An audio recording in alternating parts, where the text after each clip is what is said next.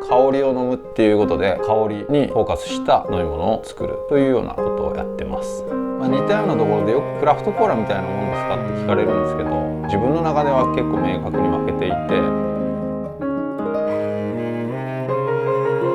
その土地のものをこの瓶に詰め込みましたみたいなありきたりな綺麗なストーリーとかじゃなくて、もっと本質的な部分、求めてる部分って何なのってなったら、美味しいっていうことをもっとちゃんと突き詰めてほしい。うわ、やべ、やっちゃったなと思ったとしても、別にいいんじゃないって感じ。あんまり後悔とかないかな。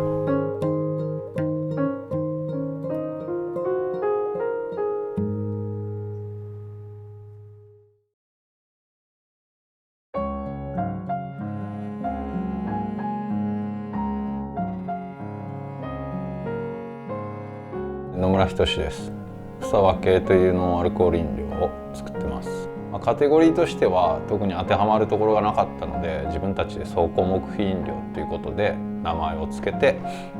やっています。草根木皮っていうのは草で根っこで木で皮って書いて草根木皮っていう風に読みます。使う素材が全部植物なんで名前をもらって付けました。似たようなところでよくクラフトコーラみたいなもんですかって聞かれるんですけど、自分の中では結構明確に分けていて、コーラとかジンジャーエールっていうような、既存のカテゴリーにはまらないような飲み物を作ろうっていうことで、それはコンセプトにもなるんですけど、どういうことかっていうと、香りを飲むっていうことで、香りにフォーカスした飲み物を作るというようなことをやってます。その前は自分でジン専門のバーをやってたんですけど、バーも開店してすぐコロナがあったんで、世の中の動きが変わったなと思って、それでお酒飲まないお客さんの来店が増えてるなと思って、そういう人たちに向けたなんか特別な自分の店でしか飲んでもらわれへんようなものを作りたいなと思って、店でドリンクとして飲んでもらうものを作ろうっていうところから始まったな。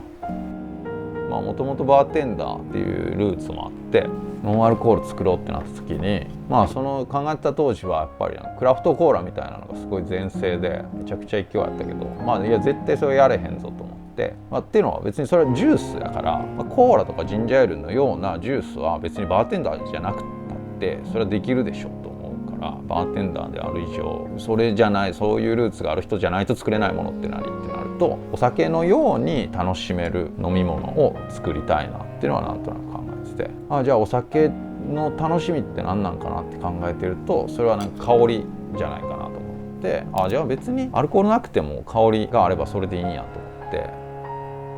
細かい話するとあんまりノンアルコールとも言いたくないかなって感じがある。何してるんですかって言われたら、いやノンアルコールのドリンク作っててとか言うけど、それはなんかそうしないと伝わらない、今のその世の中的には。だけど、いやなんでそれアルコールありきの話になってんねんって思う、こっちからするとね。なんでしょうねみたいな、いやこれなんですけど、そのもので証明することはできるけど、そのものを飲んでもらう話になるから、じゃあどうやって伝えるのってなると、いやノンアルコールですとは言うけど、もっとねこの方を掘っていくと、ノンアルコールっていう言葉もあんまり最終的には使わずに伝わるようになればいいかなっては思ってる。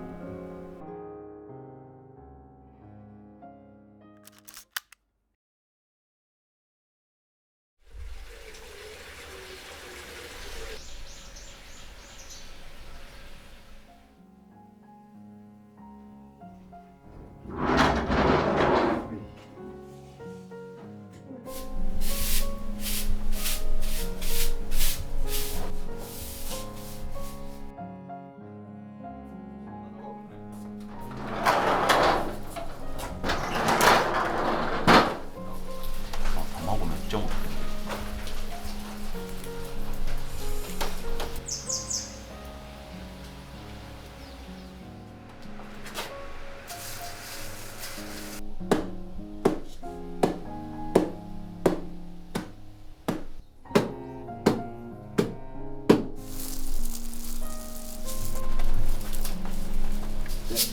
細かいやつをもう少しじゃんじゃん飛んでいってくれるから。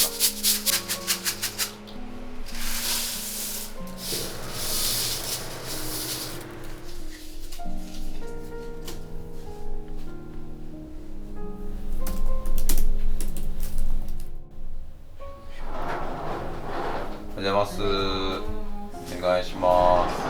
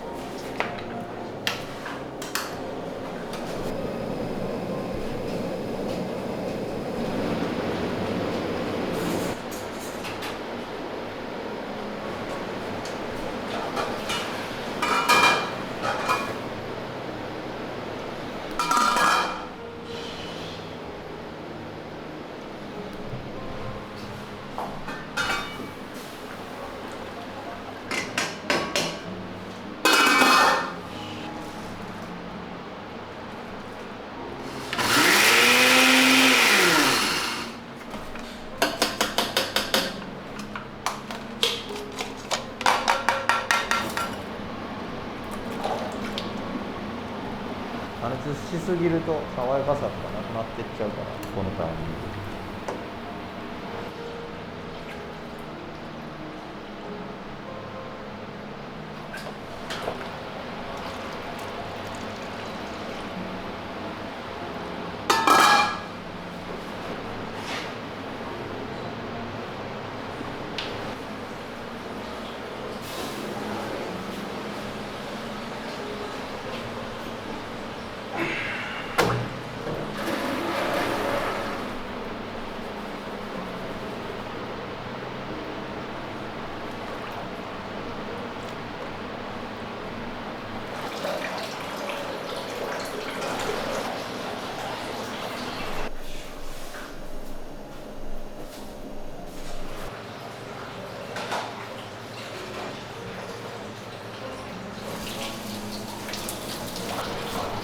作る時が一番頭かかってるかも。混ぜご飯にしようかなと思ったんやけど、やめときます。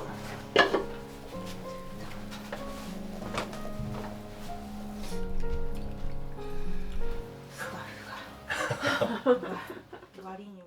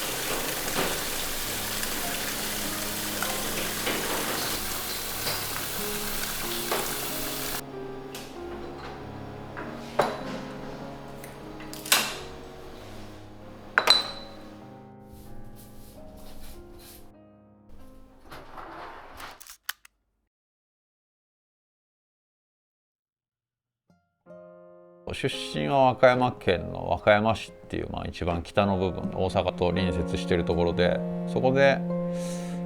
大学卒業までは実家に住んでて、就職先が大阪の豊中ってとこで、その仕事は給料良さそうやなっていうだけで選んだから、医療機器のメーカーの営業で、何にも知らんけど医療関係って食いっぱぐれなさそうやなみたいなアホみたいな発想で受けたら受かったから、ほいで行って実際まあ給料すごい良かったから、まあ、狙い通りやったんやけど、すごいハードで激務で、いやこれはマジでちょっと考えないやばいぞってなって、結構精神的にも病んでて、マジでその会社はお金のことだけ考えて入ったから、いやこれだからお金のことだけ考えたから失敗したよなと思って、じゃあ次はお金のこと全く考えずに探そうと思って、もう何かなって考えてたら、バー行ってる時楽しいなと思って、バーテンダーやと思って探してきたって感じかな。もうほんまに勉強とかさ、もう一切したくなかった。ほんまにしたくなった。もちろんテストのなんかさ全然点数取れるわけもないんやけど、だけどなんか一丁前にさ、やっぱりなんかうわこんな点数かよみたいなことを言ったりしてた。である友達に「何点?」みたいな「俺90何点やで」って「そう俺こんな点数やで」とか言って「やばないでやねん」とか言ってたら「勉強した?」って言われて「やってない」いやそりゃそうじゃんみたいな言われて、なんかうわーってなって、当たり前なんやけどやってないんやから点数取れへん、何もやってないのに結果が出ないってことに対して何も言う権利がない、やってない人。なんかその単純なことなんやけどさ、すごいなんか自分の中の芯打ち抜かれた感じがして、なんか今はもうその考えがずっと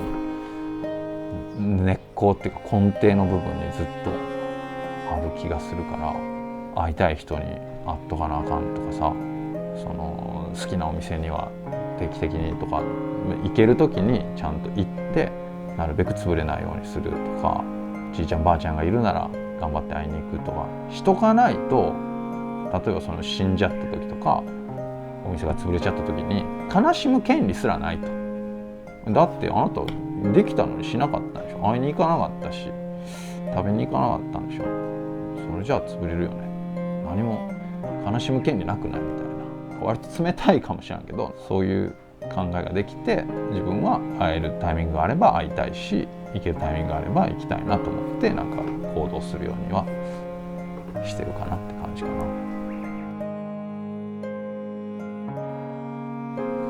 諦めた最近は。もう今は家族との時間の方が大事やから、仕事でそれやることなんてもうずっとある。一個やったらまたその先にそれやったならこれをやるっていうことがどんどんあるからさ、無限で終わらへんやん。でやったらやっただけまあ成果出るんやろうけど、